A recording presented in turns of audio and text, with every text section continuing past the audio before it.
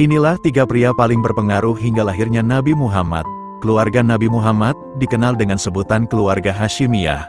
Nama ini dinisbatkan kepada kakeknya, Hashim bin Abdul Manaf. Lantas siapakah orang tua Nabi Muhammad dan bagaimana asal-usulnya? Berikut kisahnya. 1. Hashim bin Abdul Manaf merupakan ayah dari kakek Nabi Muhammad, Abdul Muthalib. Hashim adalah orang yang memegang urusan air minum dan makanan Bani Abdul Manaf. Hashim sendiri adalah orang kaya raya dan terhormat. Dialah orang yang pertama kali memberikan remukan roti bercampur kuah kepada orang-orang yang menunaikan ibadah haji di Mekah.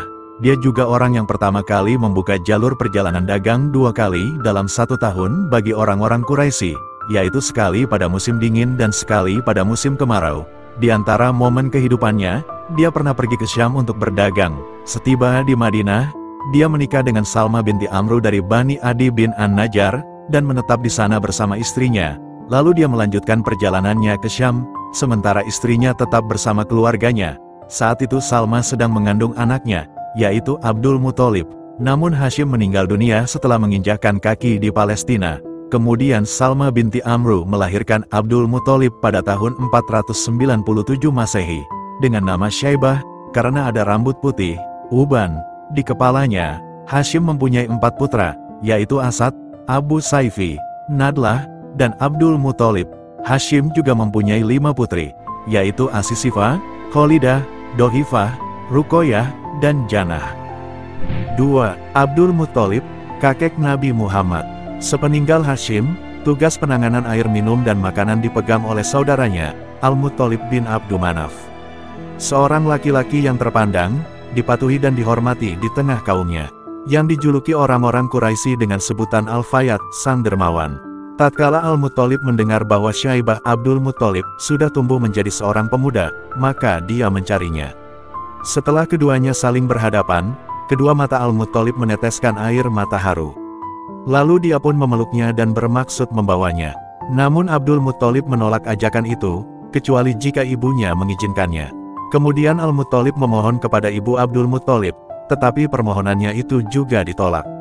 Al-Muthalib berkata, sesungguhnya dia akan pergi ke tengah kerajaan bapaknya dan tanah suci Allah Ta'ala. Akhirnya sang ibu mengizinkan, Abdul Muthalib pun dibawa ke Mekah. Sesampainya di Mekah, orang-orang berkata, inilah dia Abdul Muthalib. Al-Muthalib berkata, celakalah kalian, dia adalah anak saudaraku, Hashim. Abdul Muthalib menetap di rumah Al-Muthalib, sang paman, hingga menjadi besar. Tatkala Al-Muthalib meninggal, maka Abdul Muthalib menggantikan kedudukannya. Dia hidup di tengah kaumnya dan memimpin mereka seperti yang dilakukan oleh bapak-bapaknya terdahulu. Abdul Muthalib mendapat kehormatan yang tinggi dan dicintai di tengah kaumnya. Namun, Naufal paman dari Abdul Muthalib merebut sebagian wilayah kekuasaannya, yang membuat Abdul Muthalib marah. Sehingga ia meminta dukungan kepada beberapa pimpinan Quraisy untuk menghadapi pamannya. Namun mereka berkata, kami tidak ingin mencampuri urusan antara dirimu dengan pamanmu. Maka, Abdul Muthalib menulis surat yang ditujukan kepada paman-paman dari pihak ibunya, yaitu Bani An-Najjar. Salah satu pamannya, yaitu Abu Sa'ad bin Adi membawa 80 pasukan berkuda, lalu singgah di pinggiran Mekah. Abdul Muthalib menemui pamannya dan berkata, mari singgah ke rumahku, wahai pamanku. Namun pamannya berkata, tidak, demi Allah. Kecuali setelah aku bertemu Naufal. Lalu Abu Sa'ad mencari Naufal yang saat itu sedang duduk di Hijr bersama beberapa pemuka Quraisy. Abu Sa'ad langsung menghunus pedang dan berkata, demi Rabinya Ka'bah, jika engkau tidak mengembalikan wilayah kekuasaan anak saudariku, maka aku akan menebaskan pedang ini ke batang lehermu. Naufal berkata, aku sudah mengembalikannya. Pengembalian itu dipersaksikan oleh para pemuka Quraisy. Baru setelah itu Abu Sa'ad bin Adi mau singgah ke rumah Abdul Muthalib, dan menetap di sana selama 3 hari. Setelah itu dia melaksanakan umroh, lalu pulang ke Madinah. Melihat perkembangan ini, maka Naufal mengadakan perjanjian persahabatan dengan Bani Abdus Syams bin Abdul Manaf, untuk menghadapi Bani Hashim. Bani Khuza'ah yang melihat dukungan Bani An-Najjar terhadap Abdul Muthalib berkata, kami juga melahirkannya sebagaimana kalian melahirkannya. Oleh karena itu, kami juga lebih berhak mendukungnya. Hal tersebut dapat dimaklumi, karena ibu Abdul Manaf berasal dari keturunan mereka. Sehingga mereka memasuki Darun Nadwah dan mengikat perjanjian persahabatan dengan Bani Hashim, untuk menghadapi Bani Abdus Syams yang sudah bersekutu dengan Naufal. Perjanjian persahabatan inilah yang kemudian menjadi sebab penaklukan Mekah. Di antara peristiwa penting yang terjadi di Baitul Haram semasa Abdul Muthalib adalah penggalian sumur Zamzam dan peristiwa pasukan gajah. 3. Abdullah bin Abdul Muthalib. Abdullah adalah ayah Nabi Muhammad. Ibunya adalah Fatimah binti Amr bin Ais bin Imran bin Mahzum bin Yaksah bin Murrah.